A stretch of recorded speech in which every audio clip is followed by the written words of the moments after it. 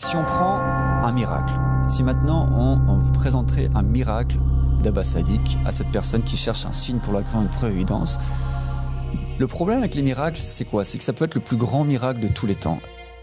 Un miracle encore plus important que ce qu'ont fait Mohammed et Jésus. Mais la réponse d'une personne qui est incrédule sera toujours la même. Le prophète Mohammed a séparé la lune en deux. Les gens qui lui ont demandé de faire ce signe, après cela, l'ont traité de sorcier. Avec Jésus, c'était pareil. Les pharisiens lui demandaient de faire des miracles. Et ensuite, ils disaient que qu'il utilisait Belzébuth pour sortir les démons des personnes, que c'était un sorcier, que c'était un magicien, que c'était un charlatan.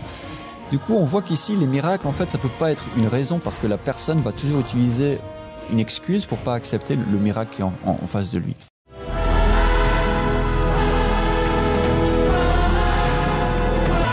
Avec un épisode un peu différent aujourd'hui, on va reprendre encore une fois certains commentaires, certaines questions que nos éditeurs, les gens qui nous regardent sur cette chaîne télé, mais aussi peut-être sur YouTube, ont pris le temps d'aller sur YouTube et de nous écrire. Donc on va prendre le temps aujourd'hui de répondre à ces personnes. On espère que ça va clarifier pour ces personnes-là leurs questions, leurs commentaires, et aussi que d'autres personnes qui nous regardent pourront en bénéficier. Donc Guillaume, je te laisse commencer avec un des commentaires que tu as choisi ou une question. Ouais, on a beaucoup de commentaires. En effet, la chaîne, donc c'est la chaîne La Religion Ahmadie de la Paix et de la Lumière que vous êtes sûrement en train de regarder. Donc pour ceux qui nous regardent en chaîne satellite à la télé, sachez qu'on a également une chaîne YouTube sur laquelle vous pouvez justement commenter. Vous pouvez aussi trouver nos adresses email. Vous pouvez trouver également les adresses pour télécharger le livre. Et puis notre chaîne Telegram à laquelle vous pouvez vous abonner, où il y a toutes nos news qui sortent, etc. Et également, vous pouvez aussi également nous contacter par là. On peut discuter avec vous, quiconque est intéressé à cela. Vous pouvez nous appeler donc en dehors de cette émission. Et on se fera un plaisir de discuter avec vous. Et donc, on a beaucoup de commentaires. Et puis, c'est vrai qu'on a fait des vidéos qui sont assez intéressantes, intrigantes. Et puis, certaines personnes elles sont un peu retournées aussi par ces sujets parce qu'ils n'ont jamais entendu parler de ça ou parce que ça les choque, ça les énerve. Tout particulièrement ces sujets qu'on avait fait sur la crucifixion de Jésus-Christ, sur qui a vraiment créé ce monde, en disant qu'on avait dit que c'était Satan qui avait créé ce monde, etc. Et donc tous ces sujets de Satan et qui touchent à la crucifixion, ça a beaucoup perturbé en fait les chrétiens qui viennent et qui nous posent des questions, ou plutôt qui font des commentaires, et souvent c'est pas vraiment des questions, mais c'est un peu genre des sortes de débats. Donc là par exemple, j'ai plusieurs questions. Il y a une des questions qui est au sujet de qui a vraiment créé ce monde, et on avait dit en fait que que Dieu avait créé des créatures à qui il avait donné des capacités particulières, comme par exemple celle de créer. Et il avait donné à Jésus, on avait montré à travers les textes chrétiens et musulmans, que Jésus a reçu la capacité de créer des créatures et de leur donner vie. Et aussi, pas seulement Jésus, mais d'autres créatures, et dont Satan, en fait, à l'époque, il avait reçu cette capacité. Et nous avons dit, et nous avons prouvé ça par de nombreux textes, qu'il était en vérité, lorsqu'il s'appelait Azazel, qu'il était le proche de Dieu, il avait reçu cette capacité de créer le monde matériel, et c'est lui qui était en vérité ce démiurge, ce créateur qui avait créé ce monde matériel, cette création et cette dimension basse dans laquelle on vit, et non pas la capacité de créer le monde des âmes et le paradis, etc. Donc, à ce sujet, on a une question qui dit Salam, la définition française du polythéisme est justement le fait d'avoir une doctrine incluant l'existence de plusieurs dieux, n'est-ce pas? Donc cette personne nous dit que ce qu'on fait en général, ce à quoi on appelle, c'est du polythéisme. Pourquoi? Parce qu'on dit qu'il y a non pas seulement un dieu, mais qu'il y a plusieurs dieux. Et c'est ce qu'on avait dit dans le sens où on avait dit qu'il y avait un dieu absolu, qui était créateur de toutes choses, qui donnait la capacité à toute autre créature même de créer ou de ne pas créer ou de faire plein de choses. Et d'ailleurs, vous-même, en tant qu'homme et femme, vous avez cette capacité d'une certaine manière de créer un enfant et que vous arrivez à créer un être vivant en se mettant ensemble. Et donc, c'est Dieu qui vous a donné cette capacité. C'est pas vous qui vous êtes donné cette capacité, et c'est pas du polythéisme de penser qu'un homme a cette capacité de créer un enfant, en fait. Après, est-ce que c'est du polythéisme de croire en plusieurs dieux? Donc la réponse, elle est simple. Elle est si nous plaçons chaque dieu au même rang, où nous croyons qu'il y a des dieux qu'on doit adorer, Non, c'est ça la définition du polythéisme, c'est d'adorer ou de se soumettre ou d'obéir à des divinités en dehors de Dieu, des créatures en dehors de Dieu. Par exemple, cette personne nous dit salam, ça veut dire qu'elle est musulmane, j'imagine. Dans l'islam, il est clairement défini que le monothéisme, c'est d'obéir à Dieu et à son messager, ou à Dieu à travers son messager. Et il y a des dizaines et des dizaines de versets du Coran qui répètent ça. À chaque fois, le monothéisme associe Dieu avec son messager. L'autorité de Dieu passe par son messager, et que le fait de croire au messager ou d'obéir au messager, c'est obéir à Dieu. C'est extrêmement clair pour les musulmans qui réfléchissent, pas pour les musulmans qui obéissent à des savants, justement, qui sont ces faux dieux, en fait, qu'ils obéissent mais qui n'ont pas d'autorité. Donc, en gros, ce qu'on dit à cette personne, c'est que non, nous ne sommes pas des polythéismes. Le fait de dire qu'il y a plusieurs dieux n'est pas du polythéisme si ces dieux ne sont pas le Dieu absolu. Parce que nous disons clairement qu'il y a un Dieu absolu, qui est au-delà de toute chose, qui est au-delà de tout nom d'ailleurs, qui est même au-delà du nom Dieu. Ce nom Allah, par exemple, c'est juste un nom pour pointer vers une réalité indescriptible. Au-delà de toute description, de tout nom, de tout attribut. Et ces dieux, ils sont appelés dieux dans la Torah, dans l'Évangile et dans le Coran. Et dans les narrations et les doigts de famille de Mohammed, qui disent, par exemple, on avait vu ô toi, le Dieu des dieux, le roi des rois, ou le plus grand des dieux. Et ça, c'est clair, en fait. Pourtant, quand les gens récitent ce genre de doigts, on ne les traite pas de polythéistes. Pourtant, c'est bien là. Et nous disons simplement la même chose. On analyse et on voit qu'en fait, il y a clairement dans ces narrations plusieurs dieux, avec un Dieu absolu, et plusieurs dieux qui sont des sous-dieux. Dieux, pourquoi ? Parce qu'ils ont reçu des capacités particulières, des capacités qui sont, on pourrait dire, surnaturelles, comme par exemple le fait de créer, ou le fait de marcher sur l'eau, ou le fait de faire des choses en fait qu'ils maîtrisent en fait ce monde. Ils sont au-delà des limites de ce monde. C'est pour ça qu'ils sont d'ailleurs pris pour des dieux dans certaines traditions, ou bien ils sont mentionnés en tant que dieux, mais pas des dieux absolus. Donc en fait, on était là pour clarifier cette confusion qu'il y a dans vos textes que personne n'explique, en vous disant non, justement pas. On n'est pas en train de vous appeler au polythéisme, on est en train de vous appeler au véritable monothéisme, où on est justement en train de vous dire qu'est-ce que c'est le polythéisme. Et c'est pas ça le polythéisme. Le polythéisme, c'est justement d'être confus à ce sujet et d'obéir par exemple, d'obéir à Satan ou d'obéir même à Jésus-Christ en dehors de Dieu, le prendre comme une divinité en dehors de Dieu. Comme font d'ailleurs certains chrétiens, ça peut être associé à du polythéisme. Alors que nous, on fait le contraire. On dit Jésus a la capacité de créer, mais en même temps, il est soumis à Dieu. Et il ne fait ça que par la volonté de Dieu. Et tout comme Satan. Et d'ailleurs, il y a une autre question qui est revenue souvent, une confusion par rapport à ce sujet, où les gens disent vous dites que Satan peut créer, donc vous dites que c'est le Dieu qui crée sans l'autorisation de Dieu. Non, nous disons que Satan, pour clarifier, il a créé avec l'autorisation de Dieu. Et c'est Dieu qui lui a donné cette capacité. Et il n'aurait jamais eu cette capacité sans l'autorisation divine. Okay ? Et d'ailleurs, dans le Coran, il est dit que Dieu donne un répit à Satan, qu'il le laisse en charge, qui lui donne la capacité d'égarer même des gens, d'interférer dans sa création jusqu'au temps du Qiyam, jusqu'au temps du Yawm al-Qiyam, du jour de la résurrection, où là il va être enchaîné, où là il va être tué selon certaines narrations. Mais clairement, dans la croyance islamique, chrétienne et juive, on a Satan qui a été puni, mais qui a toujours de grandes capacités sur ce monde. Par exemple dans l'histoire de Job, où Dieu lui donne l'autorité d'assassiner la famille de Job et d'assassiner tout son bétail et de le rendre pauvre et de le rendre malade et de le tester en fait. Donc on voit bien que ça c'est pas du polythéisme. Voilà, c'est juste comprendre la religion de Dieu. Ouais, je pense que c'est une précision vachement importante. Des thèmes qui choquent tellement que la personne qui reçoit cette information commence à tout mélanger. Ah, vous dites que le créateur de ce monde est Satan, alors on devient tout d'un coup des adorateurs de Satan, alors que c'est juste une précision, comme tu dis, de compréhension, une clarification en fait, des origines de ce monde. Et je pense que c'est aussi intéressant d'essayer de comprendre pourquoi... par exemple, Satan a ce répit. S'il n'était pas quelqu'un qui était cher à Dieu avant, pourquoi il aurait eu un répit ? Pourquoi il aurait eu cette justice de lui donner quelque chose qu'il demandait s'il avait toujours été mauvais ? Et la véritable histoire, c'est qu'il était en fait ce cher Azazel auprès de Dieu, et que c'est quand il avait ce statut qu'il avait ce rôle, on lui avait donné ce rôle de créer en fait.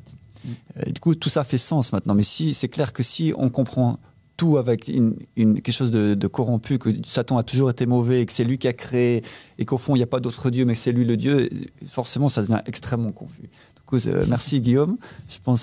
J'espère que ça répondra à cette question de cette personne, et peut-être à d'autres personnes qui nous écoutent maintenant.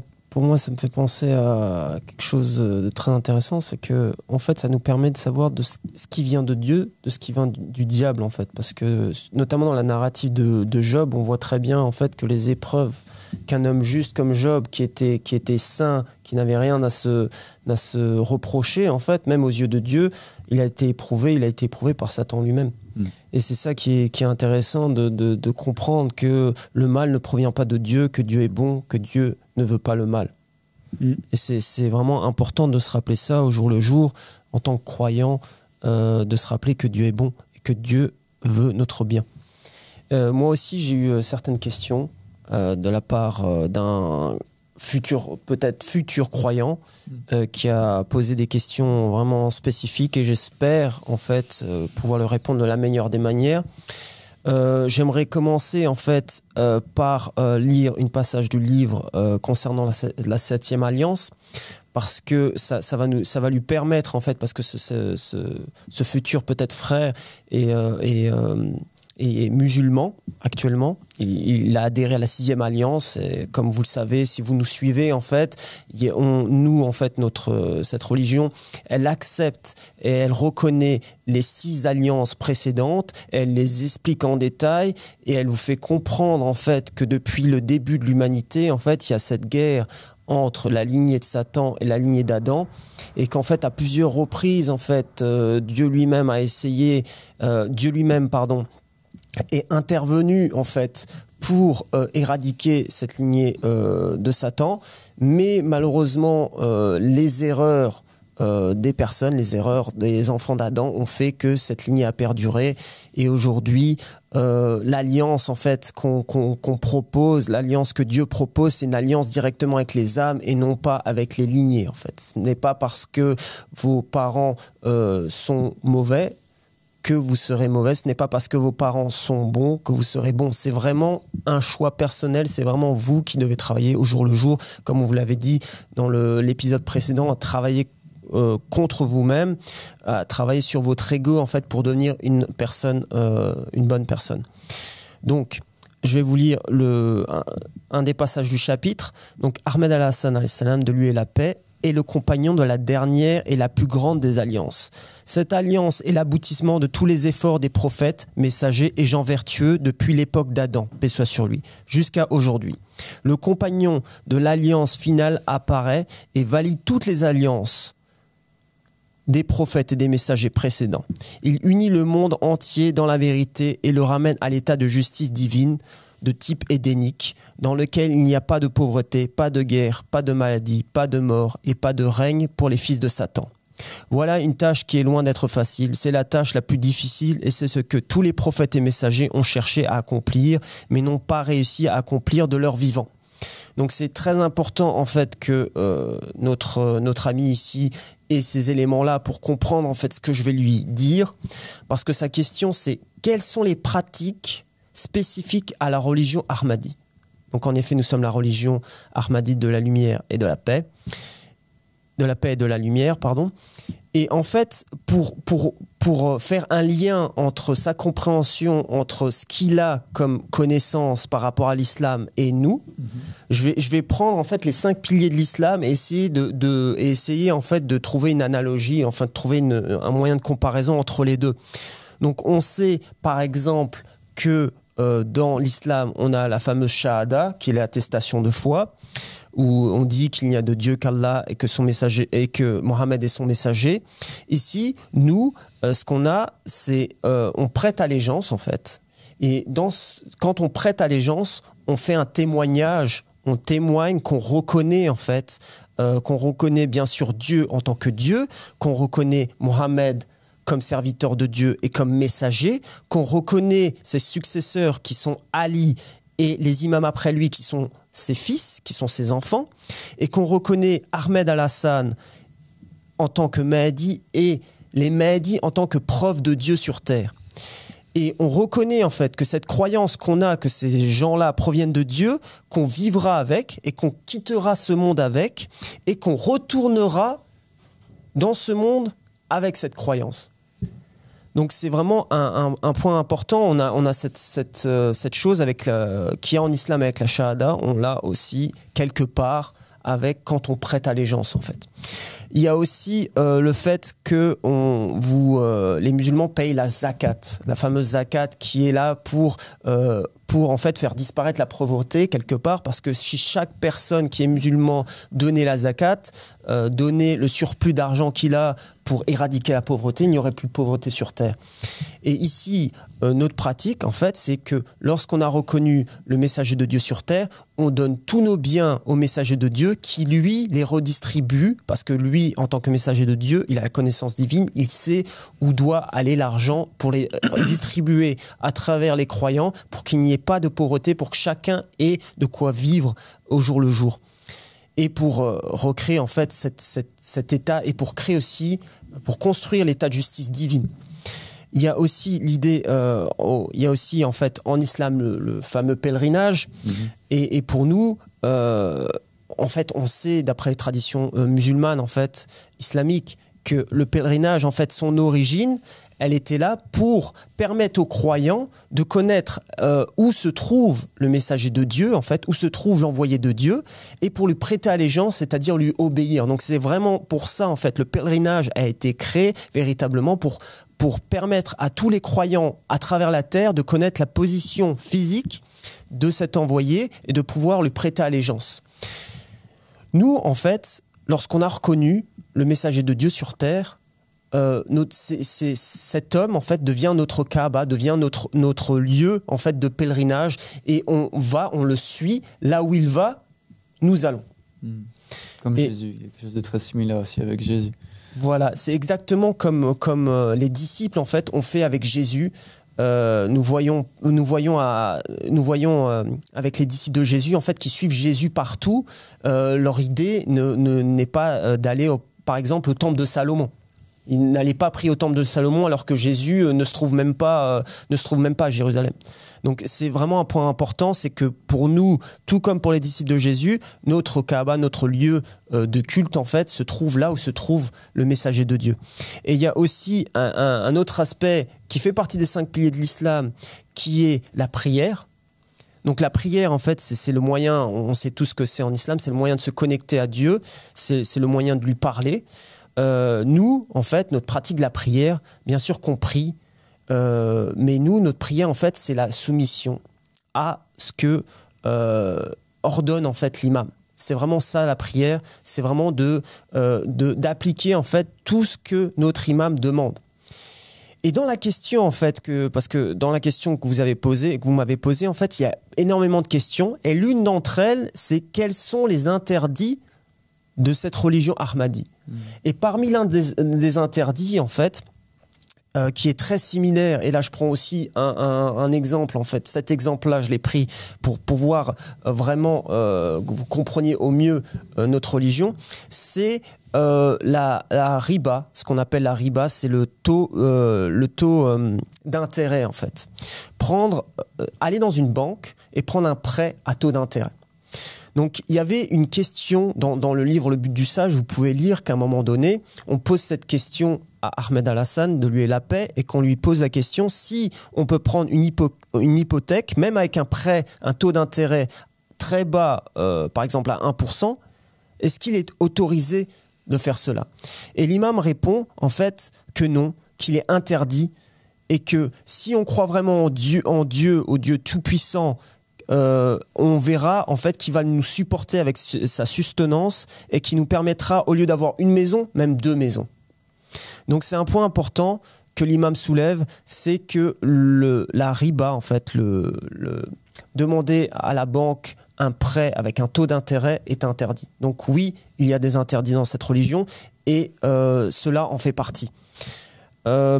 parce qu'il y a plein de questions en fait, c'est aussi, j'aime beaucoup écouter et lire le Coran. Dois-je arrêter? Donc là, bien sûr que non. L'imam Ahmed al-Hassan alayhi salam, Abdullah Hachem a révélé dans le du sage, et notamment a révélé dans ses lectures que écouter le Coran est quelque chose de bon, et que c'est même la nourriture des anges, parce que la nourriture des anges, ils se nourrissent de lumière, et que le Coran, en fait, c'est la parole de Dieu. On n'est pas après avoir dit ça, on ne dit pas que tout le Coran, en fait, qu'il est compilé dans le livre, et exactement a été révélé exactement comme ça au prophète Mohammed, mais bien sûr qu'à l'intérieur du Coran, il y a la révélation du prophète Mohammed. Donc il y a la lumière de Dieu quelque part. Donc c'est important, bien sûr que lire le Coran, c'est très bien, continue. Et après il y avait une autre question en fait, qui était concernant la prière et concernant le jeûne. Il demandait, dois-je arrêter de prier et jeûner si j'accepte la religion Ahmadi? Donc là, j'aimerais dire en fait que ces actes qui font partie, en fait, c'est pour ça que j'ai commencé avec les 5 piliers de l'islam et que je vous ai parlé en fait de la prière. C'est parce qu'à partir du moment où on comprend ce que c'est la véritable prière et pourquoi elle a été instituée, eh ben, on comprend qu'en fait, la prière, c'était simplement en fait s'arrêter dans la journée pour pouvoir se rappeler de Dieu, pour pouvoir se soumettre à Dieu. Et en fait, à partir du moment où vous avez accepté le messager de Dieu et que vous voulez lui obéir, en fait, c'est-à-dire prier, eh ben vous vous rendez compte que, et vous comprenez à travers la lecture du livre que la prière a été soulevée, en fait, que c'était une chaîne, c'était comme être enchaîné, en fait, quelque part, avec une chose qui est inutile lorsque vous êtes en présence du messager de Dieu. Imaginez, même à l'époque du prophète, que la paix soit sur lui et sa famille, s'il était en plein milieu d'une affaire importante, est-ce que vous allez l'interrompre en disant « Écoute, c'est l'heure de la prière là maintenant ?» Bien sûr que non. Ce serait irrespectueux. Parce qu'il faut comprendre que c'est lui la véritable prière, c'est l'obéir, être dans sa présence divine en fait. Et concernant... il y avait une autre question qui était la prière, le jeûne. Donc concernant le jeûne, dans le livre, vous trouverez les détails concernant le jeûne, parce que oui, il y a bien le jeûne qui est présent parmi les pratiques de notre religion. Par contre, le jeûne, il y a des lois différentes. Vous trouverez ça en détail dans le livre, mais il y a des pratiques différentes. Et c'est beaucoup plus difficile et beaucoup plus lourd à pratiquer ce type de jeûne que le jeûne qui est actuellement pratiqué, qui équivaut à quoi? Qui équivaut en fait à dormir toute la journée, à se lever le soir, à manger jusqu'à avoir le ventre complètement rempli, à regarder et à jouer aux jeux vidéo toute la nuit, et ensuite à penser qu'on est proche de Dieu grâce à ces pratiques-là. Ça n'a aucun sens, bien entendu. Ensuite, il y avait une autre question. Il demandait en fait concernant la vidéo d'allégeance qu'il devrait faire si elle devait avoir une forme particulière en fait, parce que s'il prête allégeance, il se demandait en fait si je prête allégeance au Mahdi, qu'est-ce que je dois dire dans ma vidéo en fait. Et c'est en fait, j'ai déjà lu, mais je vais vous le relire en fait. C'est juste qu'il faut témoigner qu'il n'y a de Dieu qu'Allah, que Mohammed est son serviteur et son messager, que Ali et les imams et ses fils sont les preuves d'Allah, et que Ahmed al-Hassan alayhi salam et les Mahdi et tous les Mahdi sont les preuves d'Allah, et que sur ça vous vivrez, sur ça vous quitterez ce monde, et sur ça vous retournerez. Donc voilà, je vais finir avec cette question-là, et puis je vais vous passer le micro. Merci Marc pour cette clarification, j'espère que ça a été bénéfique pour cette personne qui posait toutes ces questions. Je vous invite aussi à regarder, en fait, il y a ce sermon qui s'appelle le sermon de l'invitation à la 7e Alliance par Abdullah Hachem Abbasadi, qui c'est aussi sur notre chaîne, c'est en français, donc profitez-en. Il n'y a pas toutes les vidéos qui sont traduites en français, mais ce sermon est traduit en français. Et il décrit vraiment tout ça en détail. il donne plus de détails aussi. Qu'est-ce que c'est la prière sur la zakat? Et vraiment, il vous informe de tout ce qui est, la pratique en fait de la 7e alliance. Donc voilà, moi j'avais envie de répondre à une question, revenir sur ces thèmes en fait de comment reconnaître l'envoyé de Dieu. Parce qu'on avait un commentaire assez intéressant que je vais lire et après on va regarder ensemble comment on peut répondre à cette personne. Donc cette personne, c'était pas vraiment une question, c'était un peu un commentaire un peu comme une attaque, mais on va le prendre comme une question. La personne dit « Prouve-moi que ton vice-gérant est un envoyé d'Allah avec une preuve évidente et qui est un signe pour les croyants. Si tu ne l'apportes pas et tu ne l'apporteras jamais, vois donc l'égarement manifeste que vous êtes, toi et ta secte. » Donc voilà, ça c'est aussi une illustration assez commune de genre de commentaires qu'on a.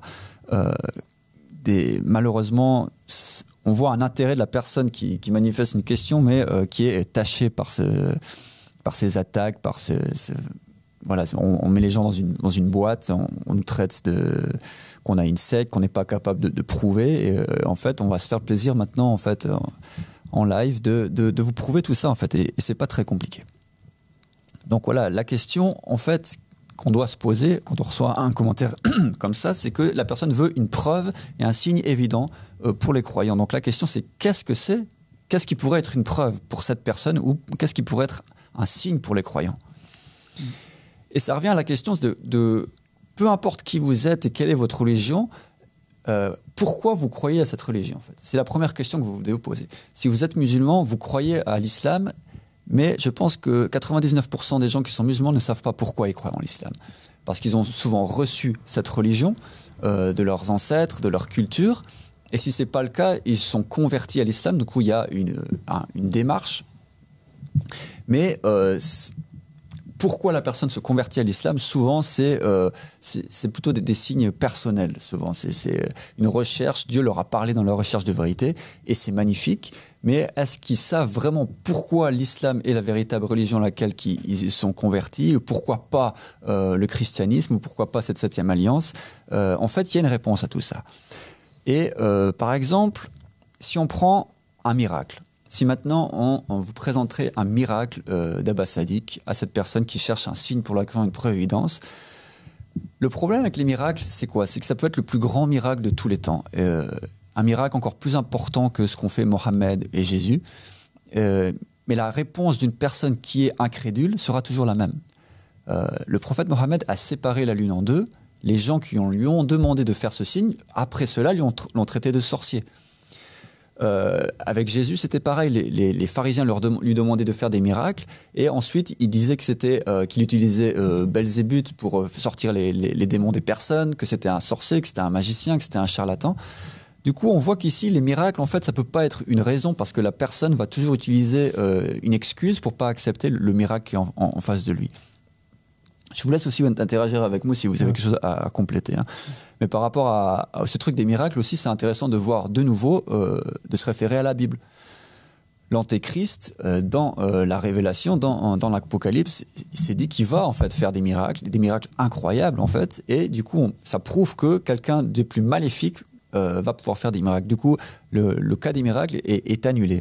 Un autre cas qui annule les miracles comme une preuve évidente, c'est Simon le magicien. On vous avait fait aussi un épisode là-dessus qui était assez intéressant. On voyait quelqu'un qui défiait en fait l'autorité de Pierre, le véritable successeur de Jésus, et faisait des miracles impressionnants qui attiraient les foules. Et il a converti beaucoup de gens à sa propre religion chrétienne en fait.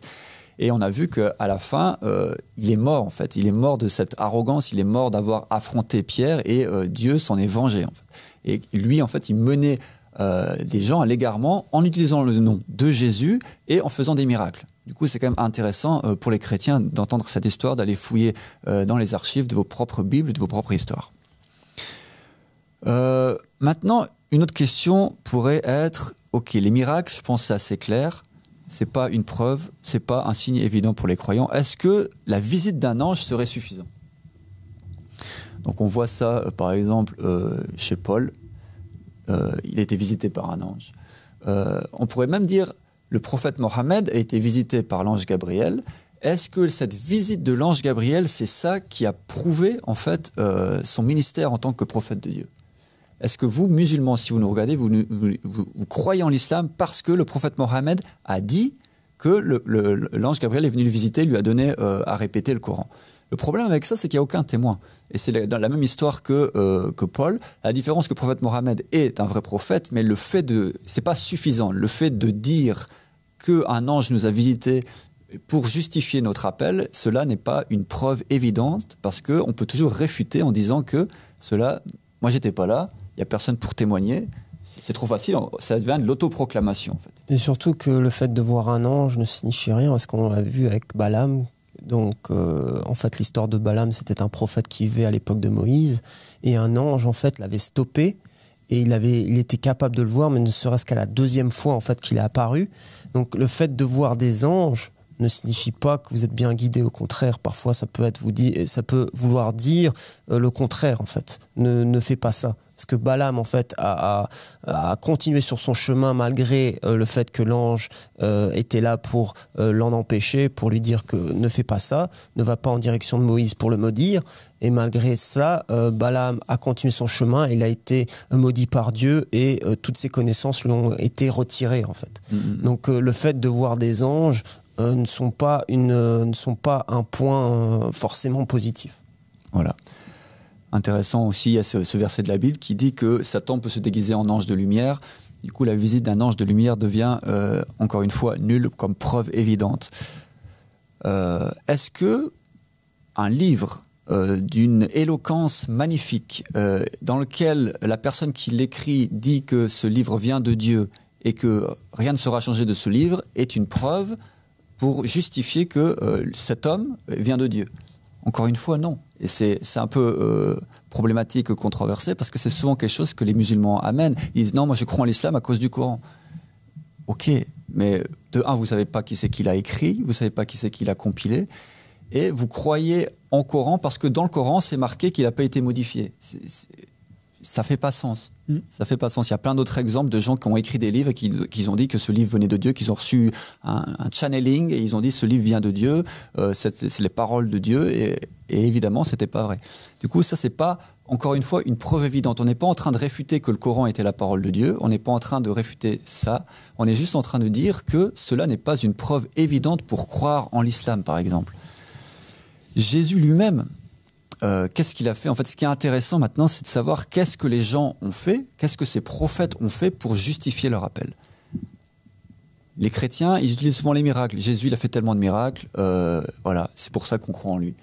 Les musulmans, il a été visité par l'ange Gabriel, il a écrit le Coran, il a reçu le Coran, c'est la preuve. Mais en fait, c'est absolument aucune preuve. Et en fait, pour savoir ce qui est une preuve évidente pour un croyant, une preuve qui ne peut pas être déniée, il faut savoir comment tous les prophètes sont venus, comment tous les prophètes ont justifié leur appel, et surtout comment le premier prophète a justifié son appel. Comment ça s'est passé?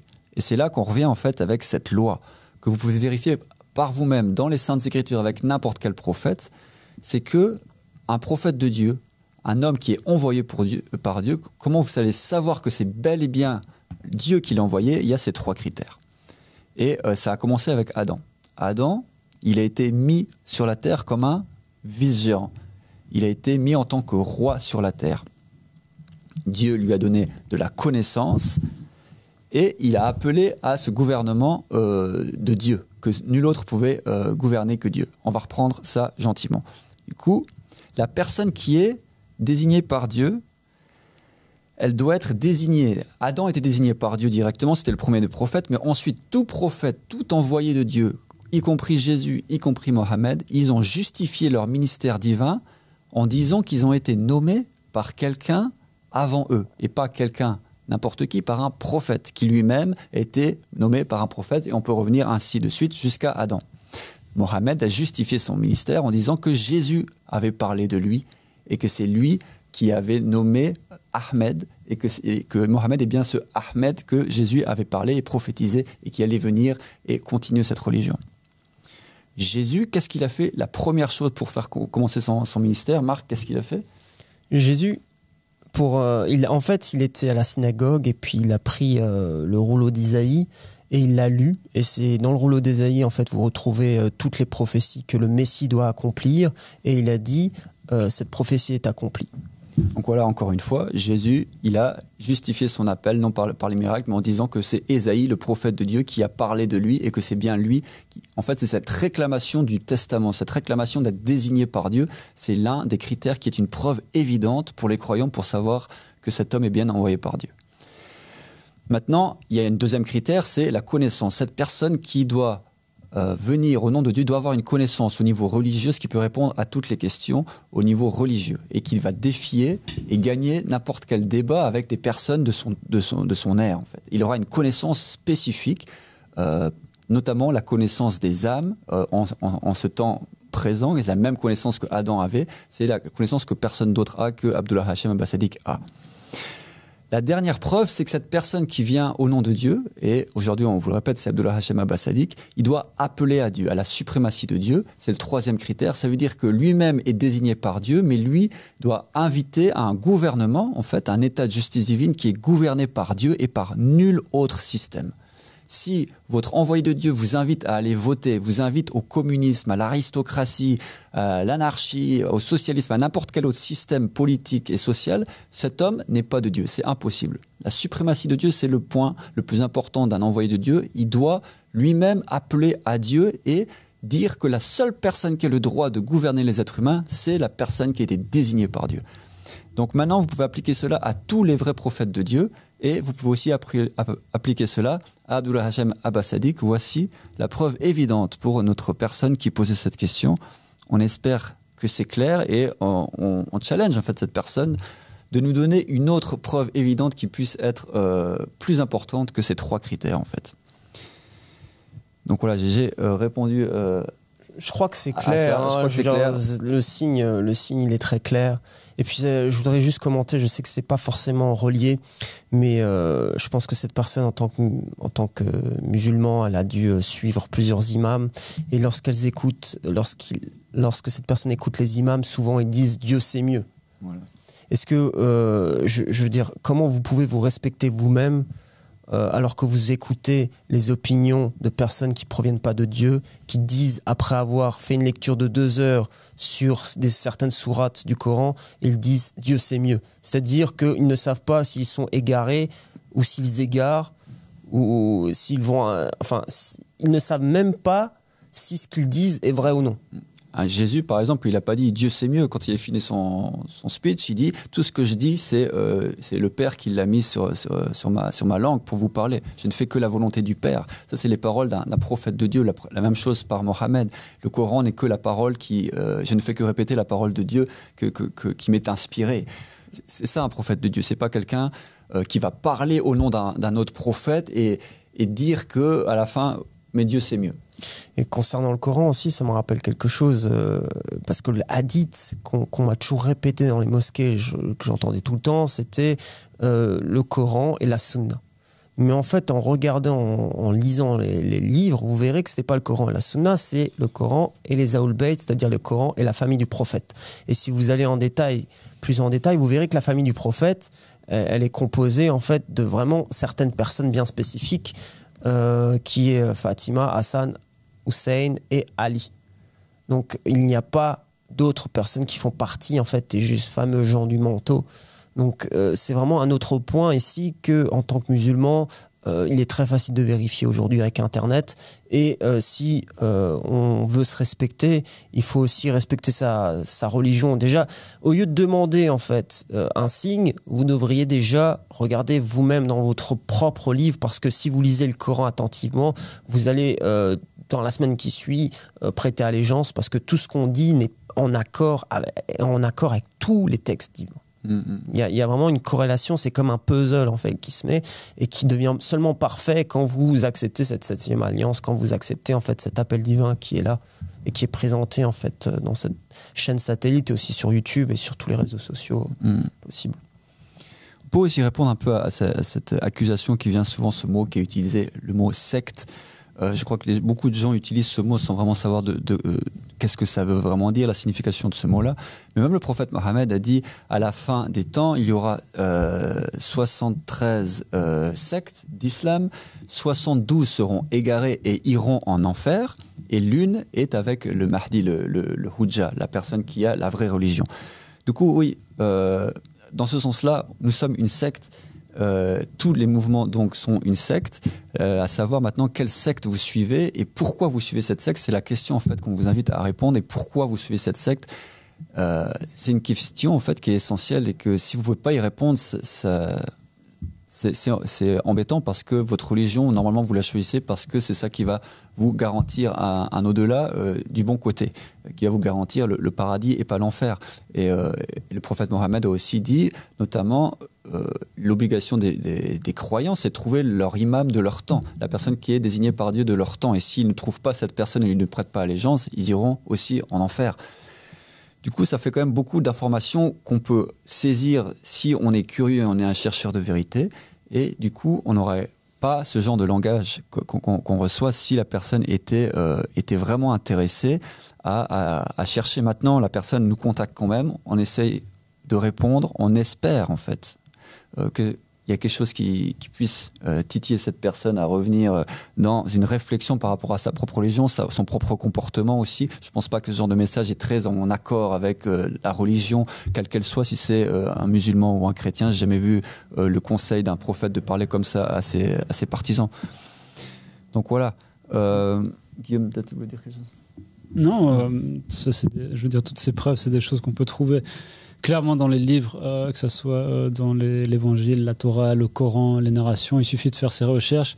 Et je pense que on a abordé beaucoup de sujets, donc ça fait beaucoup d'informations à digérer pour les gens. Je pense que c'est à vous, en fait, à rechercher et à vérifier ces informations. Tout est clair dans le livre, tout est clair dans les vidéos d'Abbas Sadiq. On a des vidéos où il parle de ça exactement, où il fait 1 heure là-dessus. Sur chaque sujet qu'on a détaillé aujourd'hui. Il y a également, on a aussi sur la chaîne YouTube, dans la description de la vidéo, en fait, vous avez différentes adresses. Donc, une adresse, c'est le lien Linktree. Et là-dessus, vous avez tous nos liens. Et il y a un des liens, c'est une brochure, en fait. Donc, dans le lien Linktree, il y a une brochure avec 10 pages et avec toutes les preuves, en fait. C'est une dizaine de pages, c'est très vite lu. Vous avez toutes les preuves qui sont apportées, les preuves de base, donc le testament, la connaissance, la bannière, l'appel à la suprématie de Dieu. Pourquoi ce sont des preuves ? Parce que ce sont les éléments que les prophètes et messagers ont annoncés, que le prophète Mohammed, par exemple, avait annoncé pour le Mehdi, avec quoi il allait se présenter au peuple, avec ces éléments. Et une chose qu'il faut que les croyants, quand ils sont face à une personne qui revendique être le visionnaire de Dieu, il faut qu'ils pensent à ça, c'est qu'il y a... En fait, ils sont confus. Je vois que souvent les questions que les gens ont, c'est des questions de confusion. Soit ils ne savent pas vraiment de quoi on parle, et ils se précipitent sur le jugement ou sur des questions où nous attaquent en croyant qu'on ne connaît pas la réponse à leurs questions, alors qu'on a des dizaines de preuves pour chacune de leurs questions. Et aussi par rapport aux signes, quand ils demandent des signes ou quand ils demandent des preuves, eux-mêmes ne savent pas, comme tu l'as bien dit Arnaud, tu as essayé de définir au début quelles sortes de preuves la personne demande en fait, parce qu'il faudrait déjà parce que qu'est-ce que tu attends du Mehdi ? Quelle sorte de personne va te convaincre ? Si c'est des miracles, on a montré que c'était pas une preuve. Si c'était un signe de connaissance particulière que toi tu as décidé que ça devait être donné par le Mehdi, ça n'est pas une preuve non plus. Il faut savoir faire la différence entre, par exemple, des signes de Dieu. Il y a 3 choses en fait qu'il faut comprendre. Il y a avec lesquelles les prophètes et messagers viennent. Il y a les preuves dont on a parlé maintenant, qui sont les évidences que le prophète amène, que lui-même il amène et il dit ça, ce sont mes évidences. Croyez en ça parce que ceci, parce que j'ai été mentionné là, par exemple, parce que j'ai été mentionné dans ce texte, dans l'Évangile, en tant que Ahmed, alors je suis le Ahmed, parce que je suis le premier à l'avoir mentionné. Ça, c'est un des éléments. Ensuite, donc ça, on voit avec quoi ils sont venus les prophètes et messagers.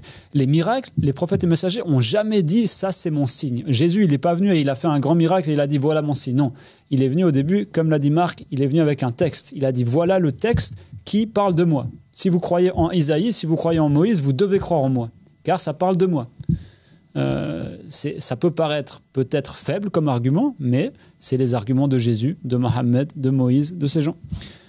Donc ça, le Mehdi doit venir par exemple avec ces mêmes éléments. Surtout que le prophète Mohammed, il a bien expliqué qu'il était obligé de venir avec le testament, par exemple. Il l'a précisé. Il y a des dizaines de hadiths qui parlent de ça, dont vos savants ne vont jamais vous parler. Donc il y a les deux, il y a les preuves avec lesquelles le messager vient, l'autre preuve que lui-même fait en fait en tant que signe, mais qui n'est pas une preuve, mais qui est un signe pour les croyants. Et troisièmement, souvent ça c'est confondu avec les deux autres, c'est des signes qui se passent au temps du messager. Comme par exemple, il y a beaucoup de signes comme ça qui sont décrits dans les livres. Il doit avoir par exemple 2 éclipses au mois de Ramadan. Il doit avoir l'armée qui se fait engloutir dans la terre. Il doit savoir des tremblements de terre. Il doit avoir ceci et cela. Et les gens, en fait, ils attendent de voir ces signes pour voir le Mehdi. Mais il faut qu'ils comprennent que ça, c'est pas des preuves pour le Mehdi parce que, par exemple, imaginez, il y a 2 éclicses au mois de Ramadan. Ok, et alors, il est où le Mehdi? Vous savez pas. Est-ce que parce qu'il y a un homme qui se lève à ce moment-là et qui dit je suis le Mehdi, c'est une preuve pour lui? Non, c'est pas une preuve. Il faudra aussi qu'il vienne avec ces éléments que le prophète a mentionné, comme quoi c'était ces éléments. Donc voilà, en gros, il faut bien savoir décortiquer, il faut comprendre. On ne peut pas juste juger le Mehdi comme ça parce qu'on ne connaît pas. Voilà, donc c'est aussi une invitation, comme notre leader le dit, investiguez, lisez. On veut personne qui rentre dans cette religion qui n'a pas fait une étude et on veut personne qui croit aveuglément. Donc c'est aussi pour nous une preuve, en fait. On invite personne à juste croire. Et aussi, demander à Dieu. Dieu est avec nous, c'est une autre preuve ultime pour cet appel. Pour aujourd'hui, ce sera tout. On vous laisse. On vous souhaite une bonne soirée.